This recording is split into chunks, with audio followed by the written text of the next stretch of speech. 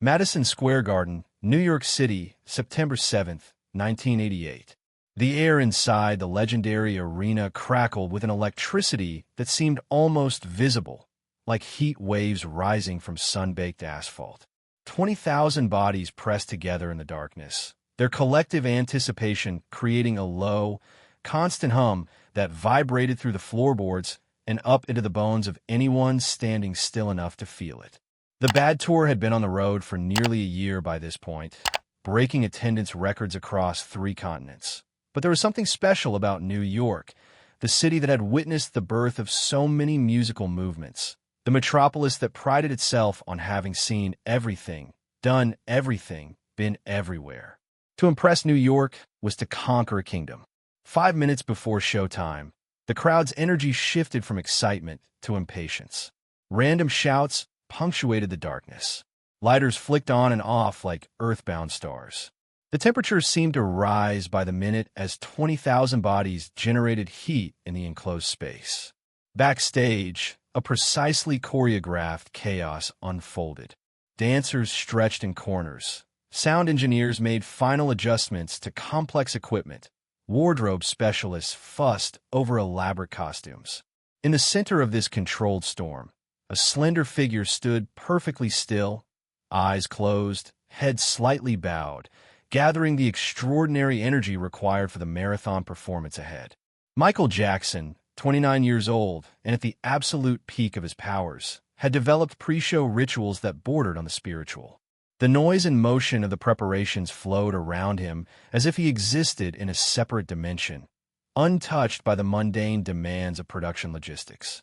Among the dancers completing their warm-up routines was Tamara Williams, 22 years old, from Chicago's South Side. This was her first major tour, her first time performing on stages of this magnitude. 6 months earlier, she had been one of 300 dancers at the final New York audition, all of them technically brilliant, all hungry for the opportunity. Michael had personally selected the final 8, pointing silently to each chosen one after 12 grueling hours of continuous dancing. When his finger had indicated Tamara, she had managed to maintain her professional composure until reaching the parking lot, where she had collapsed into tears of disbelief and joy. Now, half a year and 62 shows later, Tamara had found her rhythm within the tour's demanding schedule. The initial overwhelming awe had given way to focused professionalism, though the surreal nature of her situation still occasionally struck her at unexpected moments, like now, as she glanced across the backstage area and saw the king of pop himself, motionless in his pre-show meditation. A voice crackled through the backstage speakers. 5 minutes to places. 5 minutes, everyone. The announcement sent a fresh wave of activity through the area. Costume attendants made final adjustments. Dancers gathered in their designated positions. Stagehands confirmed the complex mechanics of the elaborate set were functioning perfectly. Tamara found her place in the formation, her body humming with the combination of nervousness and excitement that preceded every performance, regardless of how many had come before. She had learned to channel this energy, to use the adrenaline to sharpen her movements rather than allowing it to make her jittery or imprecise. The house lights dimmed completely, plunging Madison Square Garden into a darkness so complete it felt like a physical presence. The crowd's roar in response was deafening, a wall of sound that seemed to have tangible weight. For 90 seconds, nothing happened.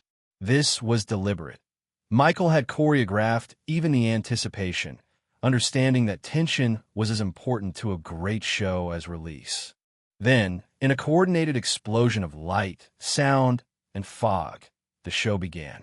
What unfolded over the next hour was a masterclass in performance. Singing, dancing, staging, all executed with a precision that seemed to transcend human capability. Michael moved across the stage like a force of nature, each gesture deliberate, yet seemingly effortless, each note perfect, yet imbued with raw emotion. The dancers matched his energy, creating visual symphonies behind and around him. Tamara felt herself reaching new heights with each number, pushing beyond what she had thought were her limits, inspired by the uncompromising excellence of the man at the center of it all. Halfway through the show came Smooth Criminal, an elaborate set piece that transformed the stage into a 1930s nightclub, complete with period costumes and film noir lighting. The number featured some of the tour's most challenging choreography, including the famous lean that seemed to defy the laws of physics. As always, the audience erupted at this optical illusion, the impossible angle of Michael's body as he leaned forward becoming one of the most iconic images of the tour. What the audience didn't know, what only the crew and performers understood, was the complex engineering that made the illusion possible. Special shoes with ankle supports locked into nearly invisible hitches on the stage floor, allowing the dancers to achieve the gravity-defying lean. The mechanism was ingenious, but not without risk. The timing had to be perfect, the placement exact, or injury could result. The number progressed flawlessly, as it had night after night across the globe. The dancers executed their complex moves in perfect unison. Michael at the center of the formation, his white suit gleaming under the spotlights. Then, in a moment so brief, most of the audience missed it entirely, something changed.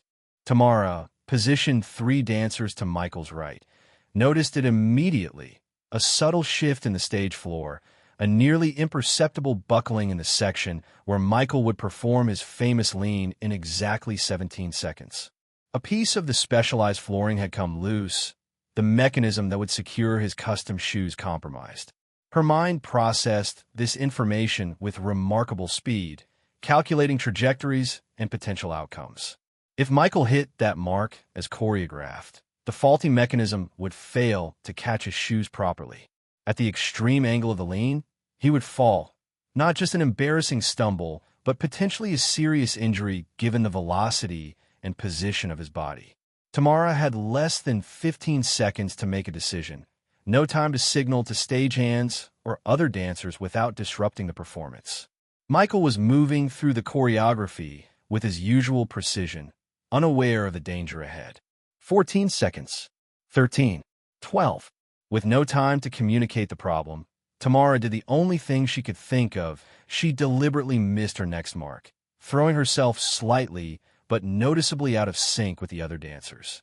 In the perfectionistic world of a Michael Jackson show, this was the equivalent of shouting in a library. The deviation was slight but unmistakable to the trained eye. Michael, hypersensitive to every element of his performances, noticed immediately. Without missing a beat of his own performance, he adjusted the choreography on the fly, subtly shifting the formation so that his mark for the lean moved 3 feet to the left of the compromised section of flooring. To the audience, the change was invisible. The illusion of the lean still drew gasps and applause. But backstage, the technical crew had seen both Tamara's mistake and Michael's adjustment. 2 stagehands immediately understood the situation and slipped onto the darkened edges of the stage during the next sequence, repairing the faulty mechanism within minutes. After the show, as the performers filed backstage riding the adrenaline high of another successful performance, Tamara felt a mixture of relief and dread. She had broken the cardinal rule of the ensemble: perfect execution of the choreography, even if it had been for a critical reason. As she reached the backstage area, a production assistant approached her. "Michael wants to see you," he said simply, gesturing toward the star's private dressing room. Tamara felt her heart drop. Despite their months on tour together, direct interactions with Michael were rare for the dancers. He maintained a certain professional distance, more from shyness than arrogance, though he was unfailingly polite during their limited conversations. Being summoned to his dressing room after breaking formation could only mean one thing. She mentally began calculating how long it would take to pack her belongings, whether she had enough money for a flight home or would have to use the return ticket that was part of her contract. With leaden feet, she made her way to the dressing room door and knocked softly. "Come in," came a quiet voice from inside. Michael was seated at a dressing table, still in his stage clothes, but with his makeup partially removed. He looked smaller somehow, more vulnerable than the superhuman figure who commanded the stage. His expression was unreadable as he gestured for her to sit in the chair opposite him. For several long seconds, he said nothing, just studied her with those expressive eyes that had captivated millions. Tamara felt her mouth go dry, her carefully prepared explanation suddenly inadequate. "You saw the floor buckle," he finally said. It wasn't a question. Tamara nodded, relief flooding through her that she wouldn't have to explain. "If I had hit that mark..." Michael let the sentence trail off, both of them fully aware of what could have happened. "You saved me from a bad fall. Maybe worse. Anyone would have," Tamara began, but Michael raised a hand to gently interrupt her. "No," he said with quiet certainty. "Most people would have frozen, or worried about breaking formation, or assumed someone else would handle it." He leaned forward slightly, his gaze intensifying. "You made a split-second decision that put the safety of another person above everything else, above the choreography, above your own fear of consequences, above what was easy or comfortable." His words hung in the air between them, the significance of his assessment becoming clear. In the perfectionist world of professional dance, deviating from choreography was the ultimate sin, yet he was not only forgiving her, but praising her. "Thank you," he said simply, the words carrying the full weight of his sincerity. If this story moves you, don't forget to like this video and subscribe to the channel for more untold stories about the King of Pop that will take you behind the velvet rope and into the remarkable moments that defined a legend. "There's something else," Michael continued, reaching for a small notepad on the dressing table. "I've been working on the concept for the next tour. Some new choreography, some new ideas." This was surprising information. The current tour still had months to run, and dancers were rarely, if ever, included in the early creative discussions for future projects. "I'd like you to be part of the development process," he continued, making a note in the pad. "Not just as a dancer, but as a choreographer." Tamara felt the world tilt beneath her. Dancers on Michael's tours were elite performers, certainly, but still functionally interchangeable parts of a larger vision. Choreographers were something else entirely, creative collaborators who helped shape that vision from the ground up. I don't understand," she managed to say, her voice barely above a whisper. Michael's smile was gentle but determined. "What happened tonight showed me something about you, a combination of awareness, quick thinking, and courage that can't be taught." He glanced down at his notes before continuing. "Plus, I've been watching you these past months. You have an intuitive understanding of how movement and music work together, how they can tell a story." He tapped the notepad thoughtfully. "I need people like that around me. People who see problems before they become disasters. People who aren't afraid to take risks for the right reasons." Before Tamara could respond, there was a knock at the door, and a harried-looking tour manager poked his head in. "Car's ready when you are, Michael. And the mayor's representative is still waiting if you have 5 minutes." Michael nodded acknowledgement, then turned back to Tamara. "We'll talk more tomorrow. 9 a.m., rehearsal studio B." As she stood to leave, still dazed by the unexpected turn of events, Michael reached into his jacket pocket and removed something small and shiny, a silver pin in the shape of a shooting star, one of the custom-made accessories that had adorned his costume earlier in the evening. "Here," he said, pressing it into her palm. A reminder that sometimes our most important moments come when we least expect them. The cool metal settled against her skin, tangible proof that this surreal conversation was actually happening. "Thank you," she managed to say, closing her fingers around the pin. "I won't let you down." His smile widened slightly. "I know you won't." The next morning in rehearsal studio, B began the transformation of Tamara Williams from ensemble dancer to creative collaborator. For the remaining months of the tour, she split her time between performing with the ensemble and working directly with Michael and his core creative team on concepts for the next tour. The process was both exhilarating and terrifying. Her ideas were now being evaluated alongside those of dance world luminaries, her suggestions taken seriously by people whose work she had studied in school. Michael proved to be both a demanding and supportive mentor, pushing her to justify every creative choice while creating space for her unique perspective. When the Bad Tour finally concluded in early 1989, most of the dancers returned to auditions and the uncertain life of professional performers. Tamara, however, received a formal offer to join the creative team for Michael's next project as an associate choreographer. The position came with credits, creative input, and a salary that allowed her to send money home to her mother in Chicago for the first time.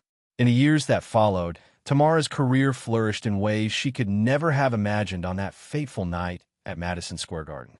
Her work with Michael led to other high-profile collaborations, her distinctive choreographic style becoming recognized throughout the industry. She developed a reputation for creativity coupled with pragmatism, for artistic vision grounded in technical precision. By 1995, she had launched her own dance company, created choreography for 3 music videos that won MTV Awards, and been profiled in major dance publications. Through it all, she maintained her connection with Michael, their creative partnership evolving as both artists grew and changed. While other professional relationships in his orbit sometimes fractured under the intense pressure of global fame, theirs remained consistent, built on that moment of instinctive trust that had formed in a split second on a New York stage. When journalists inevitably asked about her meteoric rise in the dance world, Tamara was always quick to acknowledge the night that had changed everything, though she usually emphasized the extraordinary opportunity Michael had given her rather than her own quick thinking that had precipitated it. The silver star pin traveled with her to every new project, usually tucked into a pocket of her rehearsal bag. Not displayed as a celebrity souvenir, but kept close as a personal talisman and reminder of how quickly life could change. In 2009, as news of Michael's death sent shockwaves through the global community, Tamara was in Paris, where her dance company was in residence at the Théâtre du Châtelet. She received the call in the middle of a rehearsal, the dancers around her falling silent as they saw her expression change. For several long minutes, she couldn't speak, her body physically unable to process the information her mind was receiving.